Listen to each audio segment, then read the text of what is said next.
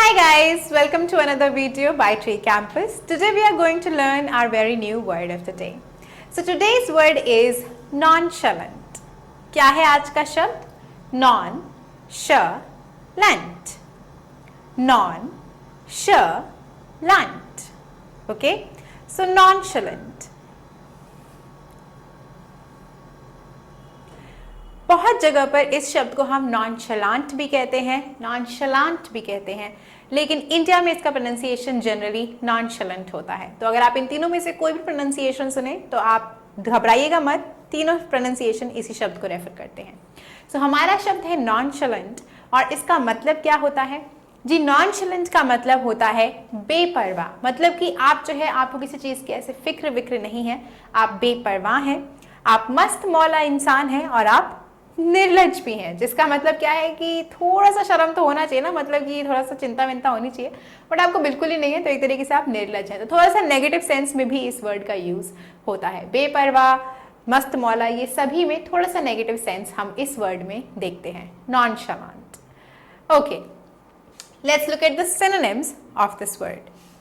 Casual, जिसका मतलब है कि बस ठीक है, नॉर्मल, इसी तरीके से, कुछ सीरियसनेस नहीं है उसमें। कूल, एकदम शांत, सही तरीके से cool. Unconcern, now this is the negative meaning.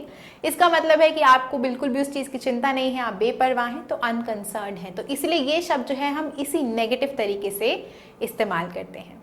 आइए वाक्य देखते हैं इस शब्द से। हमारा जो पहला वाक्य है शब्द का वो इन दोनों से रिलेटेड है और वो क्या कहता है? Clarke's mother is nonchalant about her role in her son's latest work. तो क्लार्क की जो मम्मी है, क्लार्क की जो मम्मी है वो नॉनशलेंट है। नॉनशलेंट मतलब अनकंसर्न है, बेपरवाह, उन्हें फर्क नहीं पड़ रहा है क्लार्क उनके रोल के, मतलब उनको फर्क नहीं पड़ रहा है कि क्लार्क का नया जो काम है वो क्या है। वो अपने काम में बिजी है, उनको बिल्कुल फर्क नहीं पड़ रहा है, तो वो नॉनशलांट है, जिसका मतलब अनकंसर्न्ड है।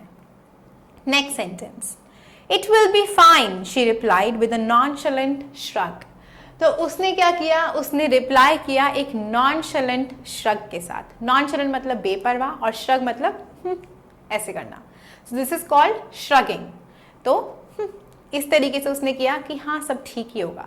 इट विल बी फाइन का मतलब सब ठीक। तो इसका मतलब क्या हुआ कि बहुत ही बेपरवाह तरीके उसने कंधे को हिलाया और बोला कि सब ठीक ही होगा। तो ये था हमारा शब्द नॉनशलेंट। अब हम आपसे मिलेंगे एक नई वीडियो में एक नए शब्द के साथ। तब तक के लिए अपना ख्याल रखिएगा और हमारे साथ जुड़े रहिएगा। Bye bye.